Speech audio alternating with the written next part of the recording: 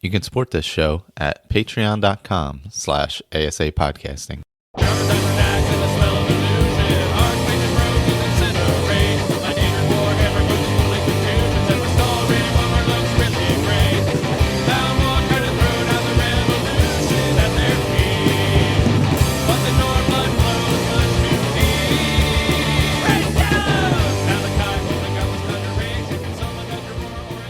And welcome back. Skyrim Addict podcast year 10. We'll call it. So a couple days late, Skyrim 10th anniversary. I mean, you know, we got to wait for stuff. So they got to wait for the 10th anniversary show. Michael, I'm here with Victor. Hey, how's everybody doing? How you been? And Jess. Hey, Michael. Hey, Victor. Hey. Reforming Victor back for the first time in a while. Oh God, it's been many months. Yeah, how was Valheim? It's still great. Still great. Still loving it. Yeah, That's awesome. Although I've been playing a lot of other stuff too, so I've been dabbling in a lot of little games. And, cool. Deep Space.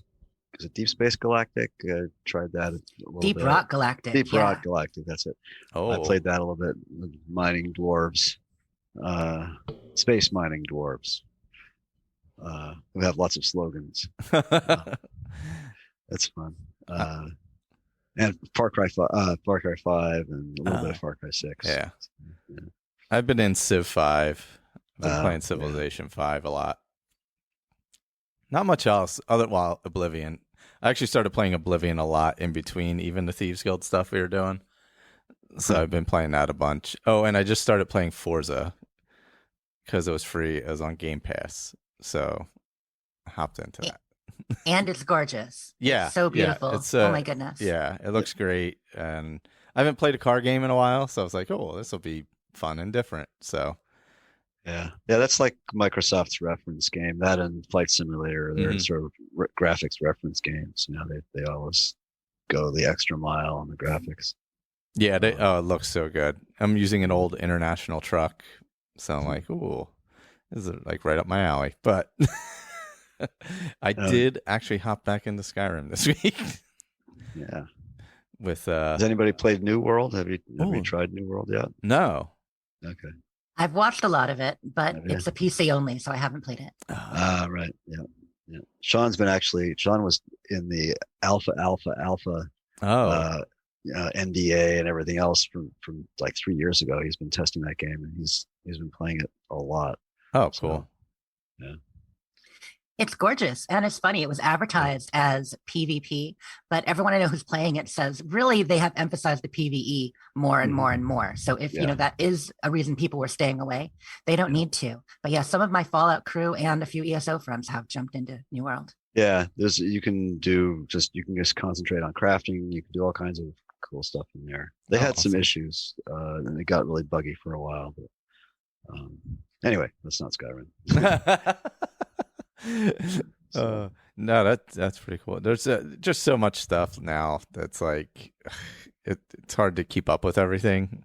Yeah, there's just so many games in so many places, and then you always can go back and play old stuff and remastered stuff, and it's just like never ending. Yeah. And then next year, Starfield. Oh yes, yeah, maybe. Yes. Yeah, less than a year away, maybe. Yeah. Hey, to be fair, in the last interview, Todd said it seems pretty written in ink to me. Yeah, because he mentioned how it was actually, they put the date in the trailer, so that's they're going to do their darndest to hit that. Yeah, yeah. And I guess they said they were focusing on the RPG stuff. I don't know more. I didn't see much of the interview. I just know they said it was going to be a more RPG focused, right? There have been a couple. I mean, he did the AMA on Reddit. He did a great AMA there where we got some info about Skyrim and Starfield and other games. And then he did an interview with Ryan McCaffrey from IGN. He has an interview podcast that comes out every month or two called IGN Unfiltered. And Todd was on there right around the time 76 launched, and again now for Skyrim Anniversary. So some great info on there about Starfield, but also a lot of Skyrim talk. I haven't listened to that in a while. Yeah, I have to check that out. I've been like, I gotta catch up on everything. I've tried to catch the concert. I missed the concert. It was like, it was one of those weeks, and I'm like, oh God, all I want to do is like catch a little bits of this and a little bit of that. Have either of you watched the concert since? I only saw the end of it. So they played the Starfield stuff at the end, right? Yeah, the Starfield suite. About anyone going back to watch the VOD, the Starfield suite starts about 49 minutes in. So if you're like, I've heard all this Skyrim music before, and you want to hear yourself the new Starfield stuff by Einon Zur, 49 minutes in. But I have to say, I have listened to it. I had it on the background, and then I watched it, and then I listened to it in the background. And really good versions. They sound kind of faithful to the OST recordings already in a lot of ways. At first, I'm like, wait, is this live? Because the way the choir, this exact same reverb and all that. Once the brass comes in, it's a little bit more brass heavy with the composition, and some things are a little more staccato, and the conductor. There are some times when there are spaces that are a little bit jarring, but once I got into it, and I think it's maybe the best version of Streets of Whiterun I've ever heard in that concert. Really good. Cool. Yeah. Yeah, I skipped ahead to the Starfield stuff just to hear it because I, it was like a specific amount of time, but maybe I'll listen on the way to work tomorrow on the drive-in. So the VOD is the concert produced version? Yes, it's up on the Bethesda Softworks YouTube channel now. So it's not the live concert. No, it's the live. In other words, I thought you were making a distinction between the live concert and the studio recording of the. Oh no! It is the live concert that they have a video of the live concert up on the channel now. Yep. I still can't believe it's been 10 years, but yeah, I caught that day. I caught the end of it because I think Shari said something about it at some point. And I'm like, oh my God, let me go check. Yeah. So I ran over there real quick, and it was on the Starfield thing already. So then I went back to make sure I caught the whole thing of it because I hopped in. It was only like a minute or two to the end. So I was like, oh, let me just find out where this starts and catch that part of it. So I was like, here we go. So, yep, got that announcement and all that. And then, of course, we had the Anniversary Edition release, which you could buy the entire game for $50 with all the Creation Club stuff if you haven't owned it previously. SE version, that is. Or if you own SC and you wanted to get everything in the Creation Club, I believe you get everything, right? Old and new. It was like $20. Yeah, I think it was like $20 for everything. $20. Although if you're a Game Pass member, like I think everyone here, only $18. Yes, you did. I did get that discount. Yeah, big savings. Me too. Yeah, big deal. Yeah, got that savings. I briefly considered trying to load it. To buy the full new game and to get a sort of a sequestered version if I could. But it still requires a Steam license. So that means I'd have to create a second Steam account or something. And that would be, it wasn't worth all the hassle. So finally I just sort of bit the bullet and did the upgrade. As soon as I heard that SKSC had been updated already, I went ahead and just said, okay. Goodbye to my Legacy of Dragonborn playthrough for now. Well, I can roll it back. I don't know anybody who's tried the rollback mod that Hal Gary published on the Nexus.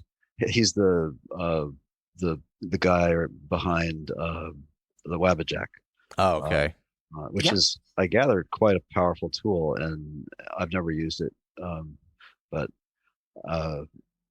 it does some pretty amazing things on the fly and in the background. It does a lot of processing and patching on its own. Anyway, he wrote this rollback, so you can roll back from Anniversary to the 1.5.97 compatible version of SE. So you get all the content, but the actual backend is rolled back. Oh, nice. That's really neat. So the new version of Visual Basic Studio or whatever was changed, a few things in the engine, those are all rolled back, but you keep all the Creation Club content? That's what I gather from it. Yep. Oh, wow. Huh. Yeah, the guy's a pretty skilled programmer, I guess. So anyway, he had that up within 24 hours of AE's release. So wow. I think Bethesda was pretty generous. I mean, they gave the guy, I can't remember his EX. He's got a weird, the guy who does SKSC. Oh, Silverlock, I think. Well, that's the website, but he's Okay. got his username is something weird, xpre or something. Her, I don't know. But they gave them early access. I think they had it for a week before release. Oh, nice. So they could do so they could release the update to SKSC right away. And for me, it's been pretty seamless. It loads perfectly from Mod Organizer. I'm glad to hear that. So you're saying that you did the upgrade version on top of your version without a completely fresh install? No fresh install because, well, here's the thing.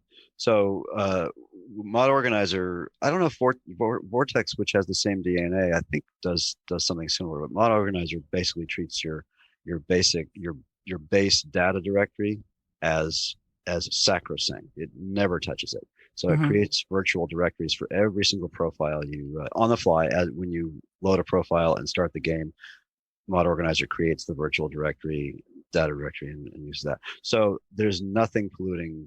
Well, now there is because it's full of Creation Club content. But before that, there was nothing, so to speak, polluting my data directory. So I didn't really feel the need to. And I'm pretty familiar with what I have in there and what's in and not. So I took out my ENV, I took out the old version of SKSC, and I just let it update. And that was pretty seamless. I have noticed some differences though because I also the first thing I did was launched it from the Skyrim launcher, the Steam launcher, and played through a little bit there. And then I went back, updated SKSC, got out Mod Organizer, and started experimenting.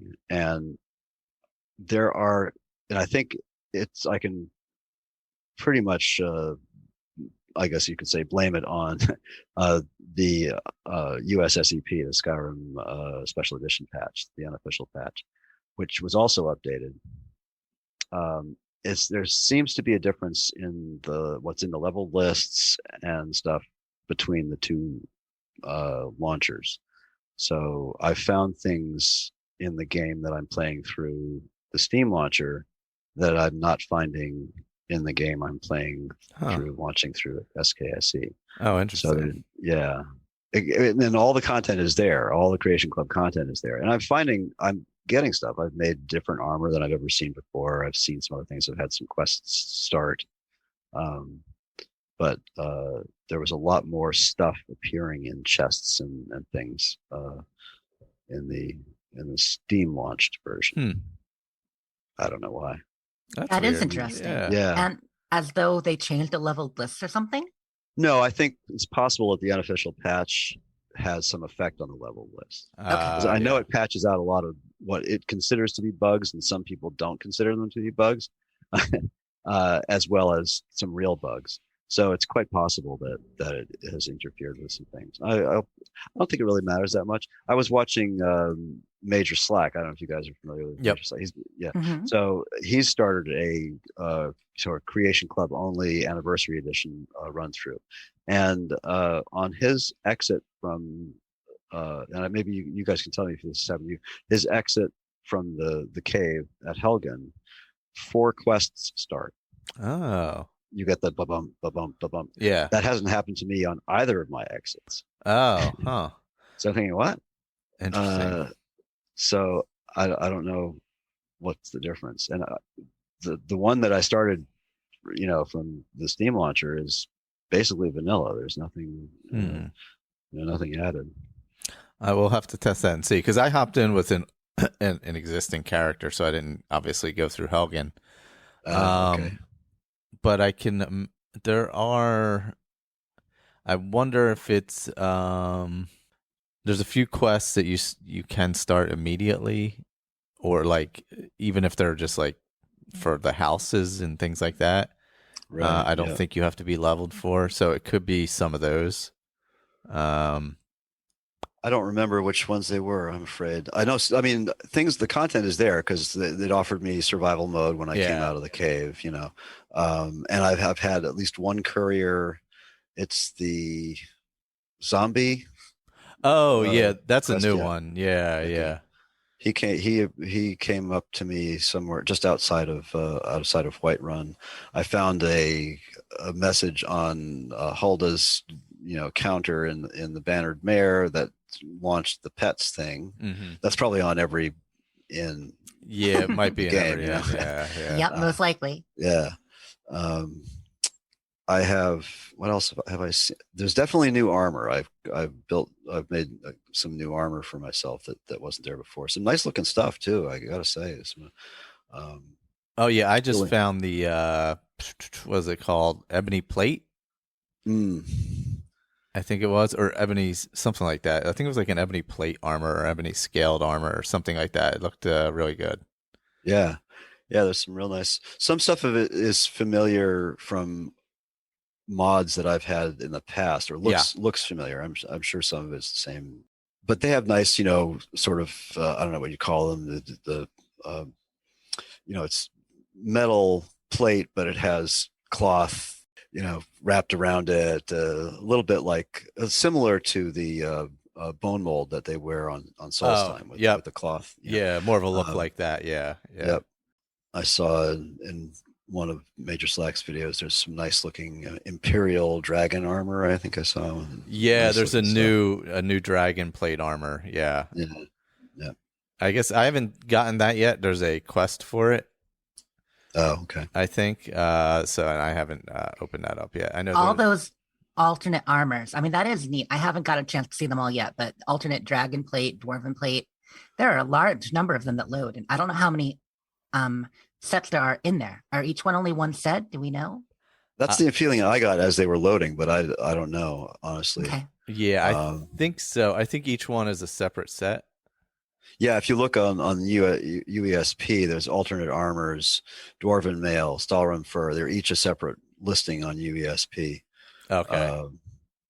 So they may be, light and heavy sets, perhaps. I don't know. Daedric, no, wouldn't that would be just light? So I don't honestly know. Oh my goodness! I'm reading the description. Okay, I just pulled that up when you mentioned it, and it says as featured in the Elder Scrolls Blades quest by Chris Takahashi. Really? Yeah. So they must have introduced some of these armors, like the style, for Elder Scrolls Blades. Oh, okay. Yeah. That's neat. Yep, that is cool. Yeah, I think that's the silver one or something, right? The silver armor or something like that. Yeah, there's quite a few. I've had a bunch of them just from I had a bunch of the older Creation Club stuff already when it was on sale or it was free or whatever. I had bought Tundra Home a while ago and been using that and really like it a lot. It's a real simple player home right outside Whiterun, so it's a great home to start with because it's outside of Whiterun, so it's kind of in your path of where you're coming from and going to. So, oh yeah, I see it right there, Tundra Homestead. Yeah, it works out pretty well, and it has the crafting outside for the most part. But, this is it's an Eleonora. Yep. It's based on her. It looks a little different from the original Tundra. I had the original one she did in that same spot. Yeah. Yep. Okay. This one looks a little bit more like a cross between Breeze Home and a Hearthfire house. Or it's kind of a mix. Yeah. It's like I would say it's like a compact like mod home or whatever you want to say, where normally you would have like everything in those, like a whole display area and all that. It's much more compact, which is nice. Although the issue with it being compact right now is I have it with the Nyx Wolf, the armored mud crab, there's a fox in there. There's something else. There's like 4 or 5 pets in the house at the moment and 2 kids. So every time I go in there to go do something, I have to literally hop around the place because they're all standing in the way of stuff. Oh, geez. Because I've sent them all back there. And I did have the dwarven horse, and I lost it. That's interesting because Major Slack was talking about that. He had similar issues with losing horses, and he said he went back to the original spawn point of that dwarven horse, and it wasn't there either. So he has no idea where they disappeared to. I don't know where I lost it though. Yeah, they wander off. I mean, they do that in the base game anyway, right? Yes. So, that's true. This is true. Shadowmere sometimes just wanders off, and won't come back to the pool outside of the Brotherhood. But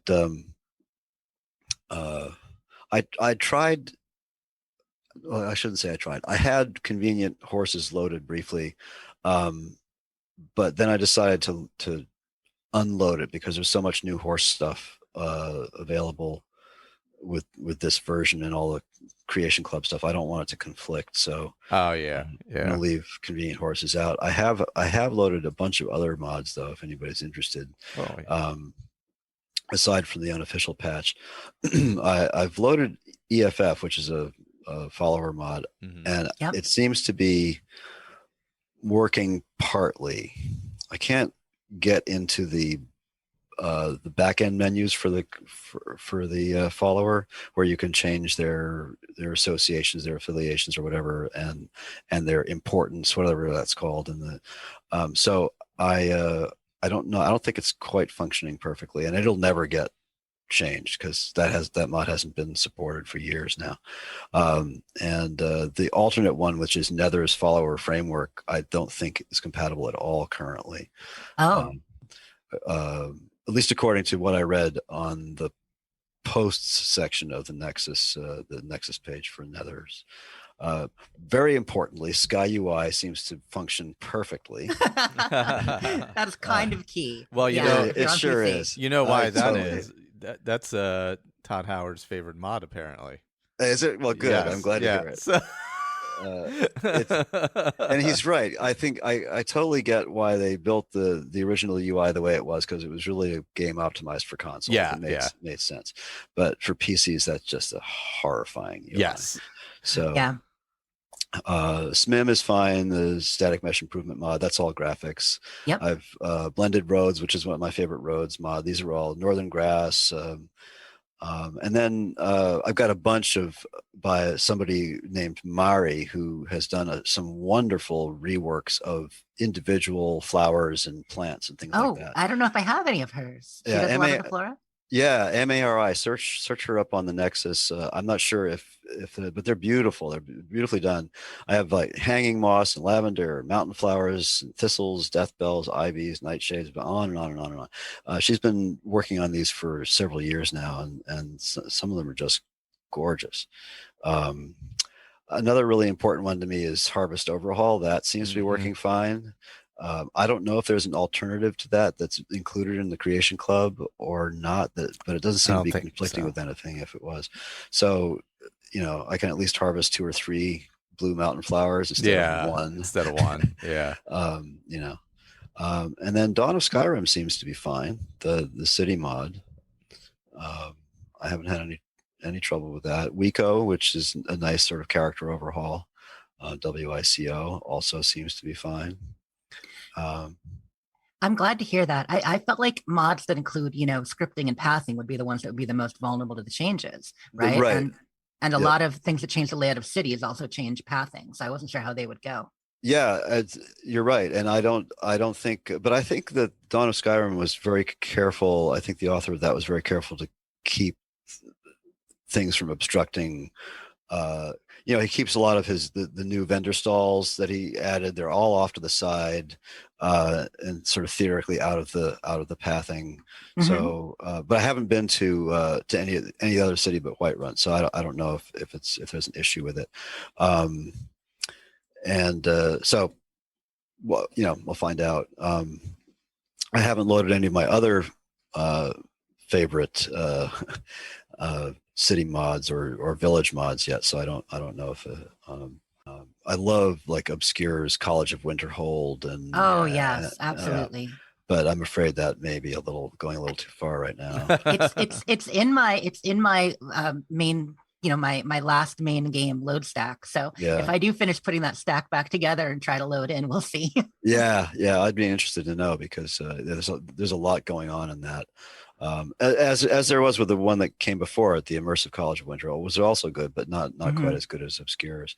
And Obscure had just done one for Dawnguard too, so that came out like last year. Oh, really? Changes the Dawnguard Fortress? Yeah, did the same kind of rework on it that they did for the College of Winterhold. I also just loaded the Carriage and Ferry Travel Overhaul, but I have not had a chance to give it a shot yet to see if it works. So we'll see.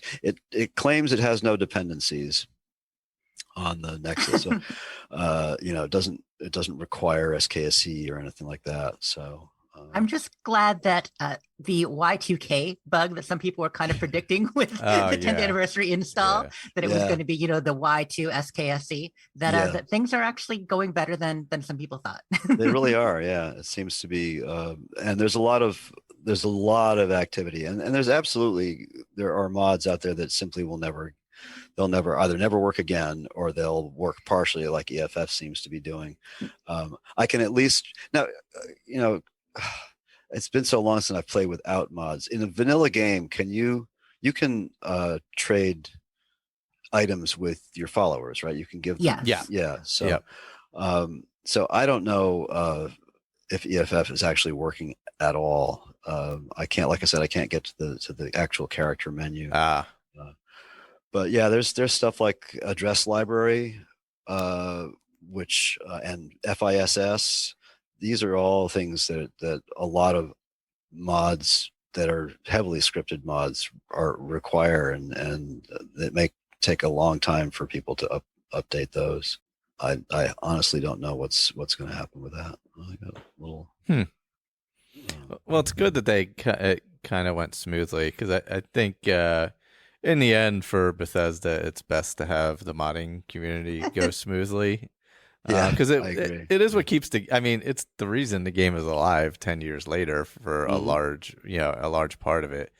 And I think they finally kind of found that balance where they had that time where they, wanted to do paid mods and all that, and didn't work real well. I think they've found the balance with the Creation Club in that it adds things for people who want to keep the game technically vanilla for achievements and things like that. But they still completely support a robust modding community, like by giving SKSE early access to it and stuff like that. So I think they finally found that balance, maybe. It's much better. It's much better. I mean, Creation Club, it does still, every update, breaks things a little bit. That's for sure. That's why, Victor, you mentioned some mods that, they haven't fully tested. You're not sure if they're fully working. And some of these ones that haven't been supported in 3 years, they were already half not working, in the last version of SE. Yeah. Yep. Yeah, truly. Yeah. And for me, at least, I hadn't played Skyrim since, I dabbled a couple of hours here and a couple of hours there over the last 8 or 9 months, but I really haven't played it at all. And I was just kind of burnt with all the modding. I mean, my mod lists were normally I'd have 210, 212 plugins and hundreds of mods total. Because the graphic mods don't count against your plugins, and my games were getting moderately stable, and you just get tired of crashes. You get up to level 30 plus, and you're really invested in things, and all of a sudden something breaks somewhere again and again. Yeah, exactly. Ray went through that recently he was playing New Vegas again, and not to diverge to Fallout for too long, but he was doing a heavily modded New Vegas, and just he was a couple weeks in, he's like, no, I give up. And he installed most of them because he realized, crashing every 10 minutes was just not fun for him. Yeah. The game of mods is a really good time, and it's wonderful seeing the effect they have. At the same time, you can go too far.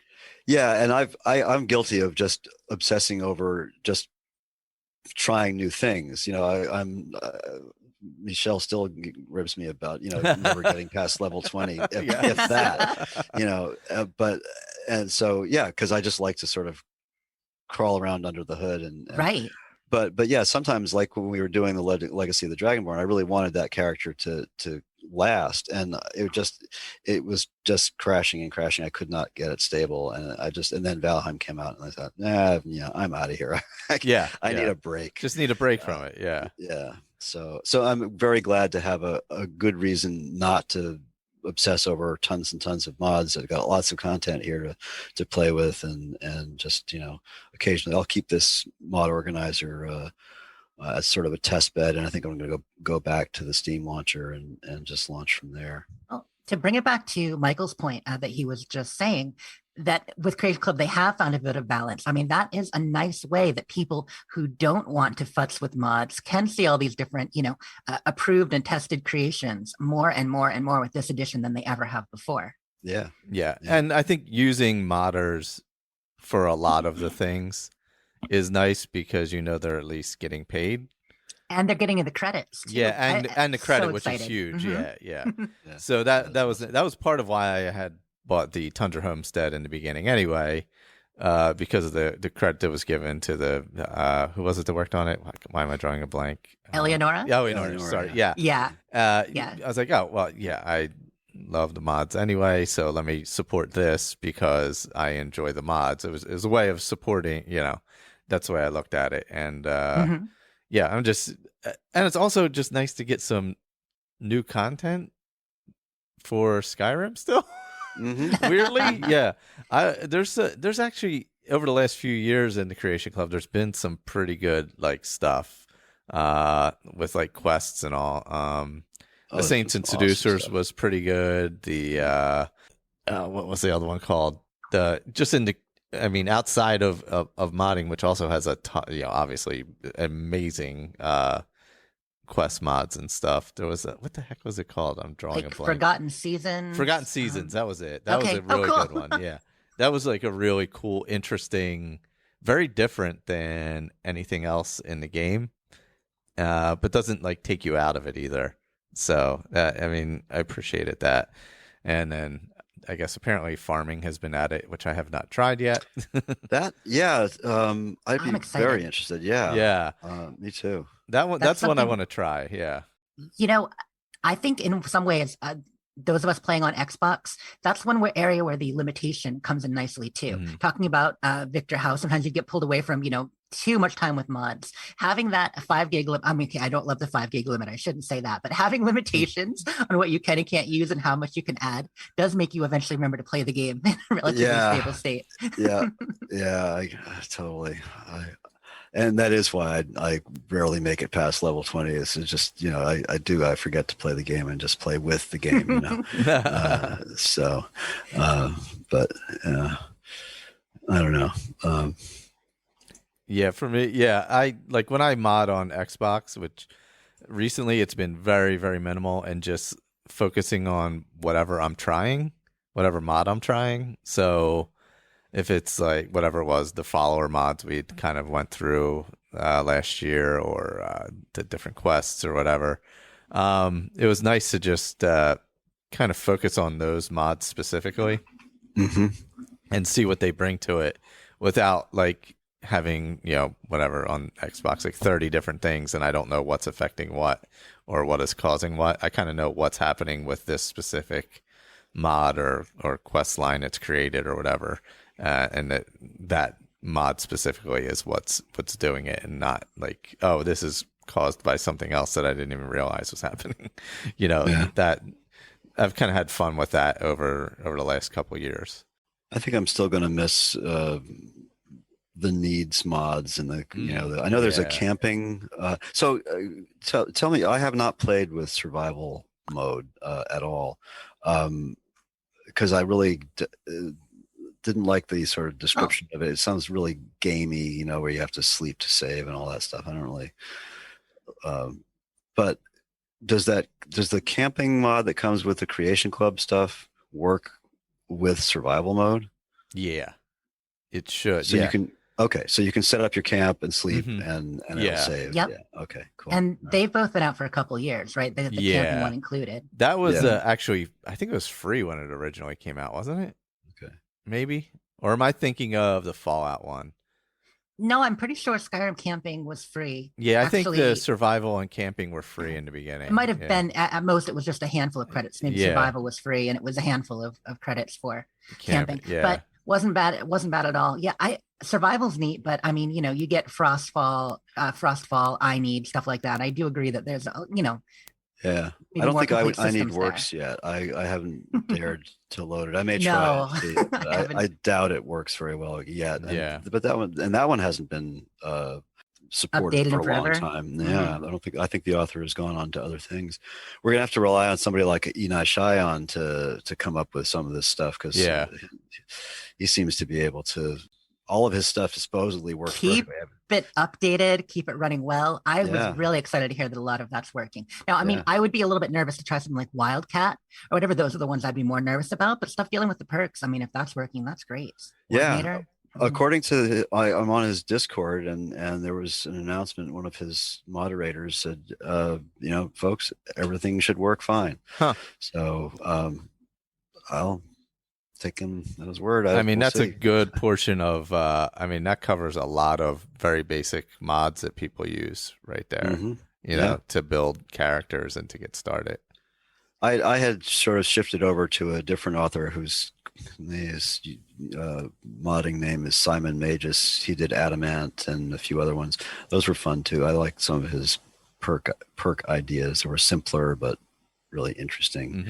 But I don't know if his work or not. So I mean, it's only been a couple days, so it's gonna be, it'll be fun to test and hear what people say, and see how new things interact with old things already there. In fact, that gives me a quick question. You mentioned at the very beginning, Michael, going into your home there and having the kids and foxes and pets. Can you now get pets and your kids also bring home pets, and suddenly there's like hundreds of pets? Well, maybe not hundreds. Yeah, because they have a fox, definitely. I have the 4. Whatever I think it was the wolf, Nick's wolf. Gosh, the armored mud crab, something else. There's like 4 or 5 things in there right now. That's really cool. Yeah, so I hadn't used Pets of Skyrim, and I guess this one came out a little while ago. But the idea that you can double everything up, that's great. Yeah, it does. Get a bigger house is what I would recommend. You can get a skeever. Oh no. Get a bigger home. I highly recommend that. Tundra, if you're gonna do a lot of pets, go with something bigger. What is her name? We're playing Oblivion now as well. What is her name over in Anvil? Is it Ramina Thalas or whatever, who has all the pet skeever? Yep. The one with the skeevers in her house. Yeah. Where everybody's like, classic. Boy, that house smells. I don't know what's going on over there. Yeah. They also added in Creation Club Fearsome Fists, which this is nice because it finally adds like basically unarmed combat attacks. Basically, it increases that for non-Khajiit basically. So cool. Like I was wondering what that was. Yeah, spiked gloves and things like that. Nice. Nice. Or they have blades on them, horns, different things. So I haven't messed around with that, but that's like, especially if you want to play the unarmed style, other than being a Khajiit, there wasn't a whole lot of wasn't a whole lot of options, even if you had the gloves, the pugilist gloves, Yeah, and that was always sad because getting in fistfights with people, I mean, it can be part of the fun. In Elder Scrolls. Yeah, gotta have a good bar fight now and again. Also, getting in fistfights can take a really long time on Legendary. Because nobody's health bar goes down at all after a punch. It would be nice to have some gloves to throw on to just make those a little faster. Little iron knuckles. That would definitely help. Yeah, exactly. I'm a weenie. I never play on Legendary. It's just there's too much sponginess to it. I only do it when I get real. Like now I'm sitting at like I have like my gear is idiotically strong, and I'm just leveling everything to 100. So now I'm like running around with double dragon bone daggers with like chaos and fiery soul trap on it, and everything enchanted to do one-handed. So running around on Legendary is actually still challenging with some stuff, mostly dragons, but some other enemies are pretty tough too at Legendary, even when you're running around like that. Andrew and some of the guys sometimes, laugh about turning the difficulty up. But I mean, I feel like I have to too. You want to keep that balance. Yeah. You know what I mean? Yeah. So I always, when I start a game, I'm just below normal. And as I level up, I move the difficulty kind of just bounce it up. You don't want to get that overpower curve. Now, don't get me wrong. I'm not going full Oblivion, okay? I'm not putting my bandits in glass armor and making it so everything's a challenge, but at least enough to make it feel like there's still some, you got to work at it, use some strategy. No, that makes sense. I usually turn it up to expert after level 20 or so, and then Yeah. But I don't know if I go much higher. The only game I've ever started at highest difficulty, I don't know why I just did, was Horizon Zero Dawn, and I never felt it was that hard at max difficulty. It's a good game. Yeah, probably just improves AI and stuff in that one. Yeah. It's I tend to only do turn up difficulty if there's an achievement for it. Oh. That's how achievements in the metagame that they encourage in various games. Yeah. I'm not big. I don't care about achievements much. So with the, I used to, and then once I hit 100,000 gamer score and Fallout 76 came out right around the same 2-month period, I no longer pay that much attention either because I just play one game for the most part. Yeah. I mean, I still touch others, but not like I used to. So with the release of this, we've talked a lot about some of the mods that are working and things we've tested. How about some of the new mod content? Like, okay, the big ones here. We've got fishing. Have people fished yet? I didn't catch one. I found a fishing rod and I found bait and I cast it like twice. I think I still need to get a feel for it because I don't know exactly how to work it. You do get a prompt on screen to reel it in if you wait long enough. Oh, is that what it? Okay. See, I was kind of going with the Minecraft style where you feel it, catch the hook, and then reel it in. So I was going off of that or the Stardew Valley style. I think you can do it. Yeah, Stardew Valley. Oh my goodness. Now that's some tough fishing. That is some tough fishing for sure. But yeah, so I did the first area outside of Riverwood, but I know that there's a bunch of maps and areas you can go. And I'm just curious if it's going to be kind of like Stardew, where I catch, the ghost fish in certain ponds, and I have to go to special areas to get special fish. Did you read the book? Did you go to the fishing area by Riverwood by the and there's Standing the book on Stone? the thing? Yeah. Oh, I went to the little camp below the Standing Stone. Oh, okay. On the pathway south of there. I was up the river. Yeah. Oh, I went to the lake just below there, across from where there's that little hunter fisher. Yeah, there's always a fisher hunter there. Yeah. So they also have the book and a fishing rod. So I went there. Yeah, and I read, and they said, if you go to different places, there's random and like in caves and all that kind of stuff. So. Do you know if you can fish anywhere though, or does it have to be these designated spots? I'm really not sure. Well, I mean, it said even in caves. So. Okay. I think you should be able to fish anywhere. Yeah. I got that feeling. That's going to be so relaxing then. I have to say right now, like if I'm just chilling, and in a Skyrim playthrough, I can see myself much like I do with photo mode, just spending 20 minutes at a spot, like when I'm just kind of thinking and idling. Yeah, that's kind of why I'm interested in the farming too, because if you mix the farming and the fishing, like even now as a vanilla player, you could really do if you did survival mode, farming, and fishing as your focus, you could really have a really interesting, slow playthrough kind of thing where, you're basically, I don't know, you're like, that's how you gather and make money and all that kind of, like a real survival type game, basically, you could do only with mods previously. Do we know where the farm you take over is? Like, can I kill Nazim and take his farm and now that's where I do my farming? It says in the heart of Whiterun. So I don't know if that means because I actually haven't done that one yet. So I don't know if it's. They must mean Whiterun Hold. That's I'm picturing one of the 4 farms outside. That's what I'm thinking. It's got to be in the hold. Maybe they've added one. Yeah, maybe on the west heading towards. I mean, there's plenty of space. No, not Rorikstead. Yeah, it could be because it actually. Let's see, the Unquiet Dead. The quest for it starts east of Rorikstead, so it must be. Okay. It seems like there's a farm out there that they added out there. That would be my guess. Like I said, I haven't played it yet, but it says you have to go to Golden Hills Plantation, which is definitely new because I've never heard that name before. Nope, that's not vanilla. You know what's funny? I'm headless right now on the Zoom call, in case you didn't notice. I see. Yes, you are indeed. Speaking of Rorikstead. There we go. So it seems like I'm going to guess it's in Whiterun Hold and out by Rorikstead, it seems like. Cool. So we've got farming, we've got fishing, other big new ones. Obviously, survival's been around for a little while, but some people haven't tried it. Horse armor. Yes. Yeah. Multiple horse armors, of course. I thought so. I saw a comment from somebody, and it's exactly right. The dwarven horse looks like Giddy Up Buttercup. Oh, it does. Yes, you're Yeah. right. Oh, that's perfect. Yes. Yeah. That is true. It does. I totally didn't even recognize it.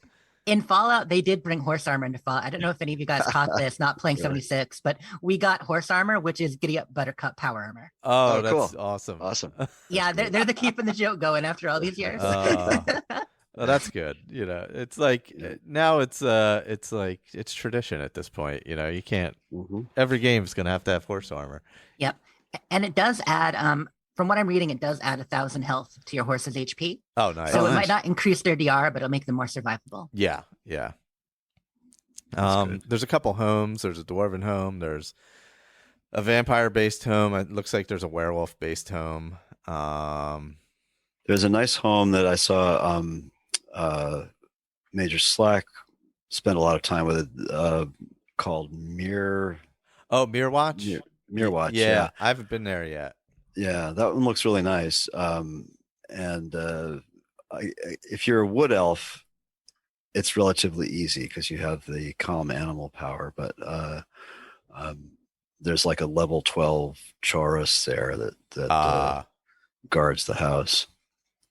That one looked nice. There's a really cool looking one in Riften that you can access by diving in and then entering via the sewers or something like that. Mm-hmm. It's a really cool looking little good thief playthrough. Oh yeah, there's a thieves one too. Yeah. Shadow something. Yep. Whatever. Yeah. Shadowfoot Sanctum. That's it. Yeah. Yeah, there's a bunch of little things that act like a house for actually each of the, I guess you like the guilds or whatever you want to call them, essentially, or you know. Yeah, no surprise. Shadowfoot Sanctum was made by Eleonora as well, as was Mirrorwatch. Yeah, there you go. those three are hers. When it comes to homes, but the new dwarven home, Nachu and Thumbs. Those names, yeah. Yeah, that was made by Arthmore and Flinham. Speaking of Arthmore, I have all his towns and villages in my base load, so I hope those are fine. I'm sure they will be, because it's graphics and locations shouldn't be bad. I don't think so, yeah. And I'm sure he's working to keep the USSCP, or is that his? No, somebody. Yeah, that's it. Yeah, that's he his. Does it. Yeah, but what he hasn't updated yet, I don't think, is unless it's within the last 12 or 13 hours, alternate start.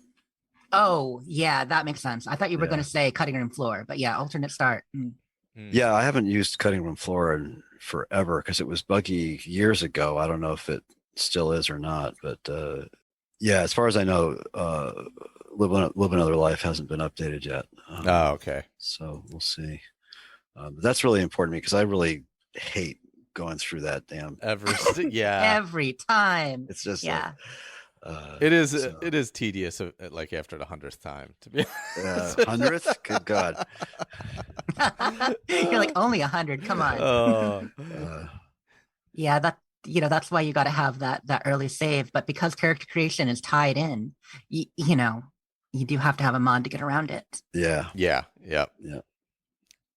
Yeah, because you don't want to be in the cart every day. No. Going through it again and again and again. Speaking of, one thing I mentioned before the show is 60 FPS mode that we can, check that on console now that FPS boost is a thing. And there are some decent upgrades, especially if you're on Series S or Series X. We have a lot of niceties that they added to it. And some of the stuff is coming to us for free. Like obviously FPS boost and some of the small graphics upgrades. Anyone's getting that as base part of the SE, as well as the For Creation Club pieces of content as part of the upgrade. But our friend Jerry, I don't know if you guys know him, Embrace UK in the Facebook group and on Twitter. He does a lot of Fallout with us. He already got the cart flipping with FPS boost and a couple things loaded. Man. He got the cart flip intro, his first time loading up Anniversary. Like, no. Oh man. It still exists. It I still believe exists. isn't that a Havoc issue? It's an issue with Havoc. There were some Quest mods that used to do that. Notably, Helgen Reborn was Yes. notorious for Yeah. that. Mhm. You just have to load it after Load it after. after, Yeah, yes. yeah, or activate it afterwards if you run Mod Organizer. Yeah, just for edification purposes, I remember this. Arthmore is one of the modders who's very upset at the Nexus for some policy decisions. Yeah, the I change don't they know. made this past summer because of Yeah, bundles. Mhm. yeah. So according to his sticky post on the Nexus, dated 13 November, so after the release of AE, this mod has updates, but due to ongoing Nexus policy decisions, no further updates to this mod will be loaded here. You will need to obtain the updates from one of the listed mirror sites.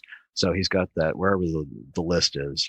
So I suspect there probably is an update for AE out there on one of the mirror sites. Well, that would be great. And Yeah. he does, upload his stuff to BethesdaNet too. Even though I know that's not most people's source for mods. Yep. If you're on Xbox, it has to be. So Yeah. But he has, for whatever reason, decided to keep the USSEP uploaded to Nexus.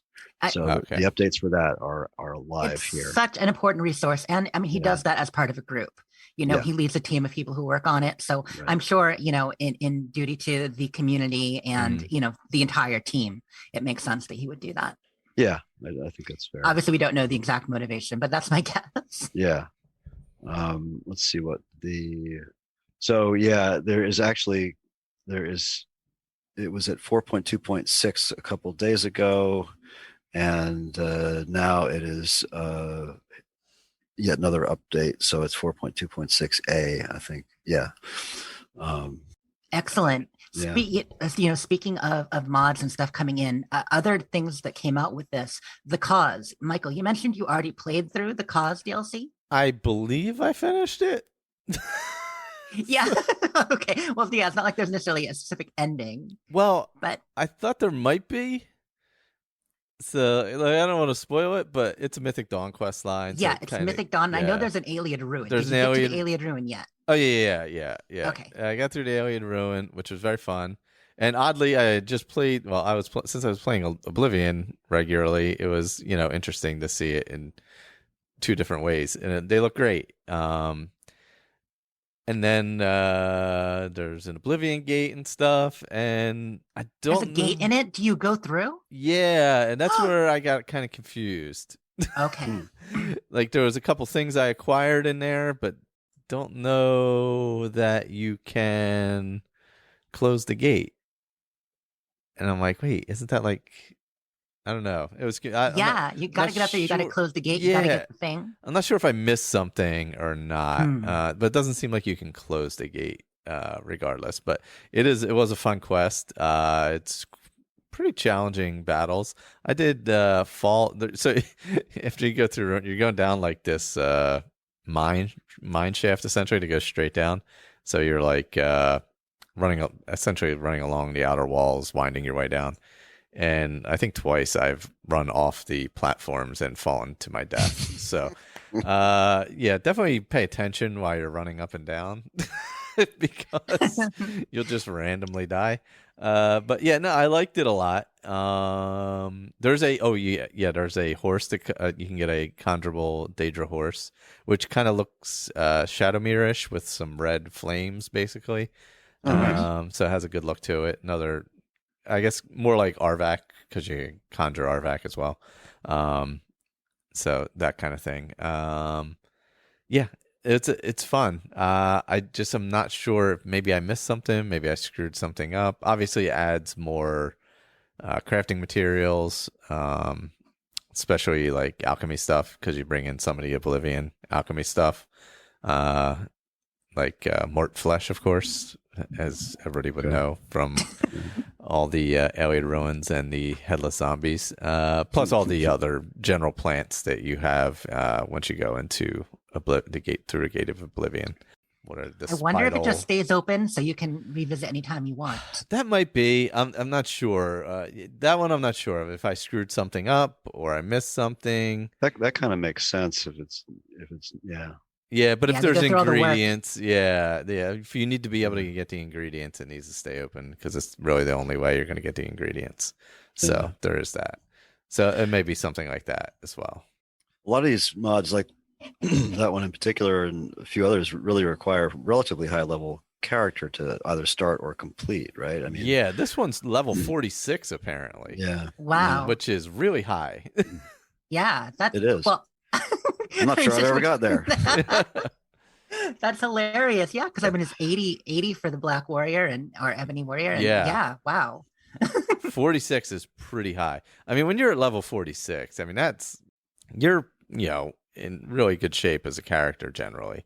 Yeah. I mean, this character I was using was like level 68 or something, but that the only difference between 46 and that is like just leveling up other skills basically.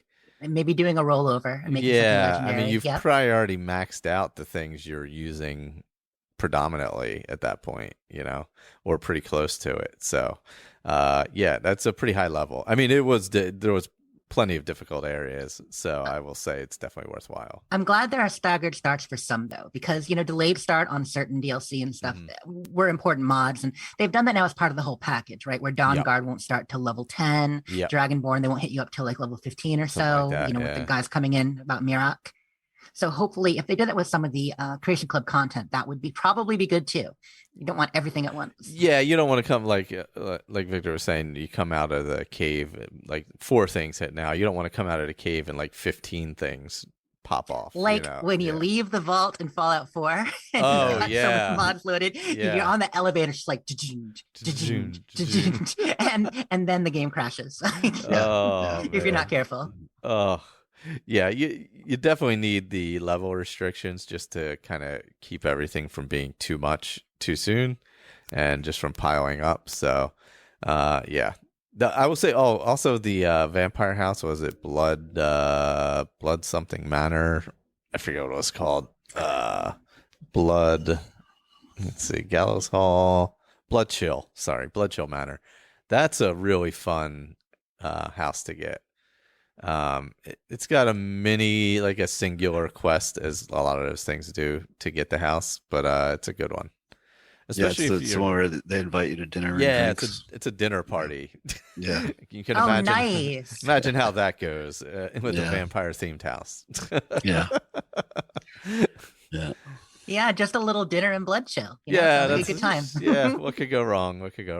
I would say it's really good if you're like starting Dawnguard. I'd say it's like super worthwhile to grab that house because it would kind of work real well with the playthrough, depending on which side you're going with. So that might be something fun to do. Oh, that just makes me think about the Oblivion dinner party. That'll be coming up. That'll be coming up soon again. Yes, it will be actually. Yeah. Oh man, oh gosh, what was the one I was thinking of? Oh, I was playing. That's right, it was Hitman. I was thinking of the. They had what was the movie Knives Out? They had a Knives Out type quest in the last Hitman. Cool. That's why I was thinking of that, where you have to figure out who did what. But I wouldn't mind that would be a fun future Creation Club thing, or it's like a mystery dinner party quest line where you have to figure out who done it, kind of thing. That would be something way different for the game and actually pretty fun. I mean, kind of like the original Forgotten City mod and a few of those things, right? Where you kind of have to investigate and piece it together. Yes. Cool. Yeah, where you kind of got to piece. That would be kind of fun. So that would be fun to see. Obviously, Forgotten City has their own game now, which I have and is pretty good. Is it good? Yeah, it follows the same kind of storytelling. Mm-hmm. Where there's consequences to each step of the way, and there's multiple ways to end it, and it could end abruptly on you if you decide something that causes that, and it has like a Roman setting, I believe, is from what I recall. I played it when it first dropped, but I'm going to play it again soon. Do like a fresh playthrough. I wanted to kind of forget things, so I didn't like make similar decisions and stuff without realizing it. So it's probably worth it for that. But Yeah, I haven't checked out much of the other stuff on the new things. Like I said, I have all the other ones, the old ones. There's a lot there. I mean, Yeah. there's a lot to it. The initial advertising of 500 new pieces of content, obviously slightly exaggerated. Yeah, Then they yeah. broke it down, Yeah. and they're like, Yeah. okay, so like 48 Creation Club items already there, 26 or 28 new ones. So that makes a little bit more sense. But there's a lot to these, Yeah. and the way they interact, and some of them being systems. Fishing, farming, that kind of stuff we're talking about. Entire systems are cool. It's not just horse armor and aesthetic. That's Andrew. We were talking ahead of time. He's like, I don't understand why people are so excited. When I did a little tribute to Skyrim in Fallout 76 I was building. And he's like, why are people so excited? I mean, I don't really need a new skin for my axe, and I can already do most of this through mods. And I'm like, there is definitely more to it than that. It's almost 30% new content to what was already there in Creation Club. If you look at that many items. Yeah, it's a lot. Yeah. Mm-hmm. A lot was added to Creation Club. Like plus, well, even like in the past, like you had the Arcane Accessories, Arcane Archer Pack, which added a bunch of stuff for basic, that you would easily have mods, of course, but added to that. But yeah. Plus, it's yet another reason for people to come back to one of the greatest games of all time. Yeah.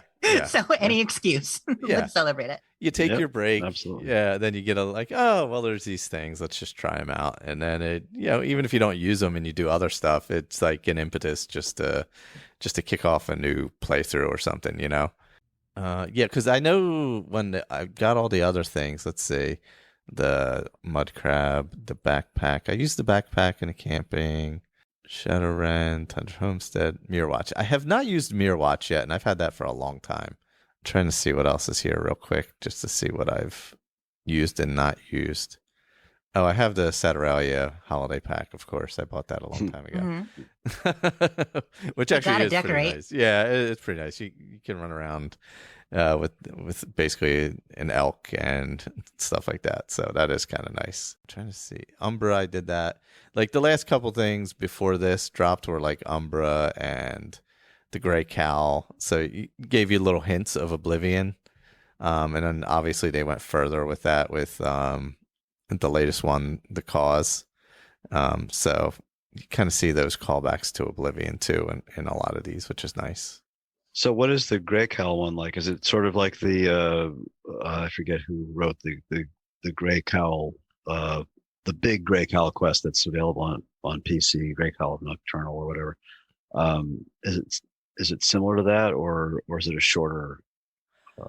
I believe it was shorter because I played the Grey Cowl of Nocturnal quest. It is because this one's by Chris Takahashi too. Yeah, I think it's similar. It might be similar now that because I played both, so it actually might be almost the full thing. Are some of the I see his name pop up a lot. Are some of these pulled out of interesting NPCs? Are they quest lines that he's pulled, or storylines, I should say, that he's pulled out of interesting NPCs, or are they, or are some of them like I see the contest here at the bottom. I think they're all after. I'm not sure because obviously I don't know with the new stuff, but I do think it's stuff he's done after. Following up on that. Yeah, I never played through all of them. Oh, okay. Yeah, the contest I haven't tried yet, so I'm not sure actually. Yeah, I never played through the full interesting NPCs either. It's very hard to sort of pick your way through all the little intricate triggers you have to pull to get. There's a lot. I mean, it's so it rewards complex. exploration. Mm-hmm. Yeah, it does. Yeah. But Zora Fairchild is still one of my favorite companions of all time. That's the only one out of that whole thing that I played through that entire. Great! Entire quest. Yeah, I liked her a lot. In fact, I did.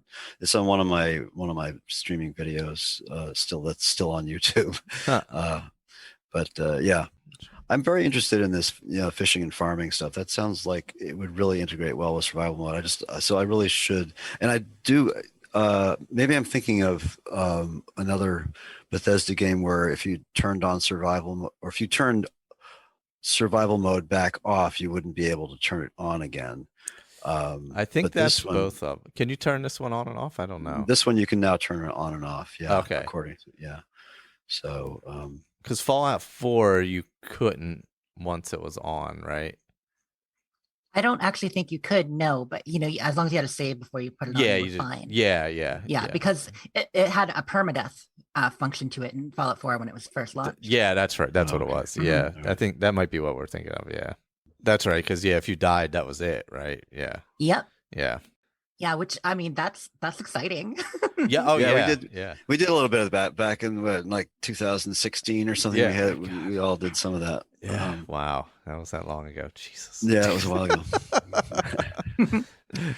Yeah. So you don't have the permanent death thing in the Skyrim survival mode. Single save permadeath roguelike style. Not my favorite style of gameplay. Yeah. I'll be honest. Well, not in an RPG like a Skyrim. No. Roguelike is if you can't do continually, repeat runs like you can in a real roguelike game. It isn't fun. Yeah, if I'm investing more than an hour or two in building a character, I don't want permadeath. But I mean, some people do, like both Baker and Ray over in No Man's Sky have done permadeath characters as an adventure. Yeah, and I mean, I think they usually get good 10 to 15 hours or more, and I don't know exactly how long they keep a character going, but it is one way to play. But then again, I don't think you are that likely to die either in that game. So I guess it depends on what planet you end up on. Yeah, that's true. But yeah, there's less. You're not running around looking to fight in No Man's Sky generally. So there is that, I guess. There is that part of it. So, have either of you played with the, or is this a piece of new content, the wild horses? No, it's from 2018. So have you tamed horses? I have not, because I didn't get it until just now, because I haven't purchased it in the past. So that's what I'm gonna have to mess around with too. Now, can you sell them? It's been too long since I've seriously played. I haven't had a serious playthrough of Skyrim since 76 launched. I've gotten it running and revisited some old saves. Even like last October, I think I redid some things, but didn't play for that long. And just Yeah, I'll have to mess around with that, because I'm not sure what it entails and what you can do, if you can like sell them and stuff. Strong to crushing patience, find these animals out. Try not to get bucked off. You can register them at the nearest stable and customize their saddles, as well as saddles. And you may find the rare unicorn brought back from the dead to right from the past. Wow. So you may possibly get a unicorn as well. Oh, this was Fading Signal, son of a gun. There you go. Okay. I forget, what did they write? They did some really good mods over the years. Yep. Yeah, Rob Vogel. I'm trying to remember what some of his most famous mods are, but he did True Storms. Okay, that's it. Oh yeah. And Campsite, among others. But yeah, True Storms is a big one for sure. Yeah. Oh, for sure. Oh, so yeah, maybe I'll have to play around with that. Yeah, you kicked that one off at the Arcanium. There's a book there, or a journal, whatever you want to call it. Interesting. It's good to see well-known mod authors in the Creation Club. It's I had the feeling that a lot of mod authors were like very anti, including Eleonora, who's notoriously cranky, but then she's appears on the Creation Club. I think it was good. I'm glad. She's smart, funny, and wonderful. I love her. I totally agree. But she is cranky. Well, some people might bring that out in a person. It happens. Some of those comments you get, you put your work into something, and then someone asks you a really dumb question. Oh God, I can only imagine. Yeah, but yeah, no, it is nice that they found a way to bring in the modders without completely alienating the modding community at the same time. Yeah. So that's a positive thing, that at least there's that. And you get a little bit of stuff in the Creation Club if you want, and then a billion things in the modding world if you want. Exponentially more. I think it's a good way to get a taste too, to see like, there's these things, and then you could just do some simple modding and have like 10 times more of that, or expand it even further, or get a 15 different quest lines compared to whatever Forgotten Seasons or whatever else. So PC players, I wonder if this is going to interfere with ENB at all. I haven't had any problems running an ENB. I'm running Ruby. Rudy. I almost screw that up. But and the only thing I've noticed with it, and it's probably because I'm not using any weather or lighting mods yet, because I don't dare. But it's much brighter than I remember it being, and I think that's probably because I don't have ELFX running. That's probably it. Yeah, it's probably the base stuff because it affects the bloom and the lighting and all that. But if you have different base lighting, cool.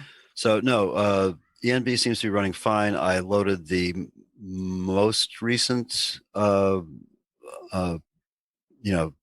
dev, and then Rudy on top of it, and it seems. Have you tried oh god, it's been forever, but have you tried Mythic Rudy and stuff? I love I love the colorful. Well, my favorite lighting mod of all time is surreal lighting. We've had this conversation in the past, and ELFX and all that is great. I just love surreal lighting. I love a colorful Skyrim. Okay, yeah. No, I sort of settled on the ELFX. I tried realistic or RLO, whatever that was, and the Cathedral. I've done the Cathedral thing as well, but I eventually settled pretty much exclusively on ELFX and Obsidian Weathers. But both of those I think are not currently. Let me look here. Oh God, sometimes. Sorry. The Nexus search function really kind of stinks. And tell us something we don't know. I hear yeah, all I can find are the patches. Sometimes I find it easier to search Nexus from not Nexus. I'll go into Google and search Nexus. Yeah. Put Nexus in what I'm looking for, and it pops up easier. Yeah. Good thinking. There we go. So let's see. No, there's no updates, and let's see what the posts say. No, just lots of people asking, does this work with AE? And nobody answering them. Nobody answering back. Yeah. Nobody. It'll take a little bit. They're too busy playing, That's kind of the thing. I got it all set up, and I'm excited to really dive in. Just haven't created a character, tested a few things before the show, and man, I cannot wait to really just explore and see all this new content we're talking about. Yeah, me too. Yeah, I think I'm going to go through the list and then see where I have to start things just to go do them. Instead of I could wait and come across them organically. That'll take far too long. So I'm gonna cheat, look at the UESP, find out where to start everything, and go find it, basically.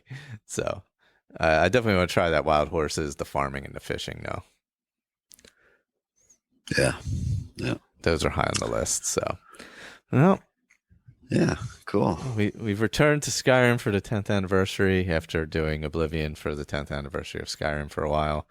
And actually we'll be back with Oblivion too. So we have the next two quests of the Thieves Guild at some point.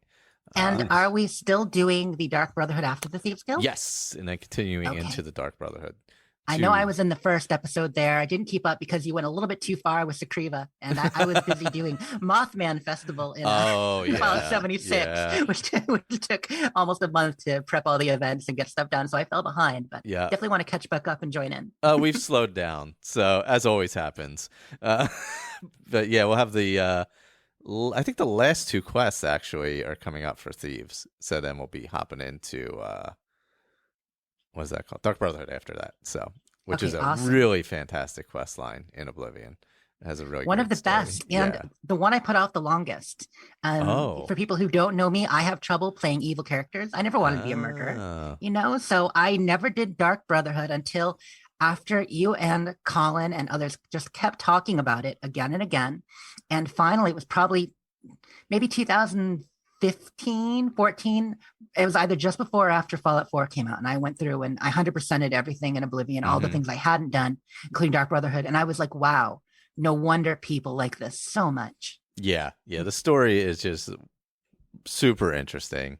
And I do like it just much better than the Skyrim Dark Brotherhood storyline. I think it's a little more complex, more gray. Yeah, I mean, I prefer the more Agtong to the Skyrim Dark Brotherhood. Storyline. Yeah, that's a fair point. Yeah. I mean, because they're just like, well, if we get paid, sure, we'll do it. It's like, I was like, oh, well, yeah, okay, all right, sounds good, but yeah.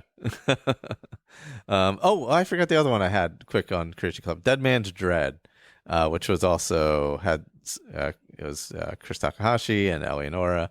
It's where you can get I believe you get a legendary pirate ship off the North Coast as a player home. Yeah, it was a fun one. I forgot about that, but yeah, that was a good one. I bought that when it came out. So, and you get some gear, where you can dress up like a captain and stuff, I believe, if I'm not mistaken. Cool. So, love it. Well, thank you all for hopping in. Thanks for having me. It's been a while. Yeah. Till next time, we'll do some more anniversary edition, hopefully. Yeah. Let's definitely. Got to move my cursor. My laptop's very far away from me at the moment. All right. Thanks, everybody, for listening. Oh, Jess, tell us what's going on Fallout feed before I totally forget. Oh, yeah. Well, we're just having a great time. We're in between seasons still, although we'll be starting a new season pretty soon. I'm pretty sure December, January at the very latest, we'll be in a new roundtable season. So right now on the Fallout feed, we're just enjoying 76. We wrapped up our Fallout 4 season in beginning of September. So yeah, we're just doing news, talking Fallout like we do for hours. Nice. Yes, many hours.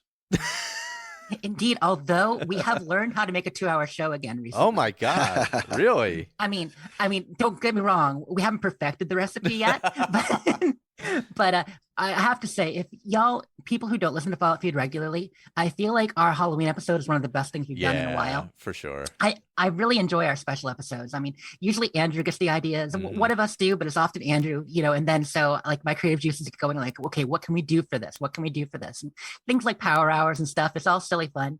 But for the Halloween episode, we did it like we've done past Christmas episodes where we're getting stories from the community. We are reading terminals, notes, playing holotapes, and kind of, okay, I came up with this a couple weeks ago. Tell me if you like this. So you know how people do walkthroughs for games and Let's Plays?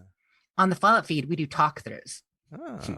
Because we're pretty much basically giving you a verbal accounting as we go through a quest and what we find. And so we do a couple of talkthroughs. I did one for Dunwich. I rated one for Hallucinogen. It was fun. Cool.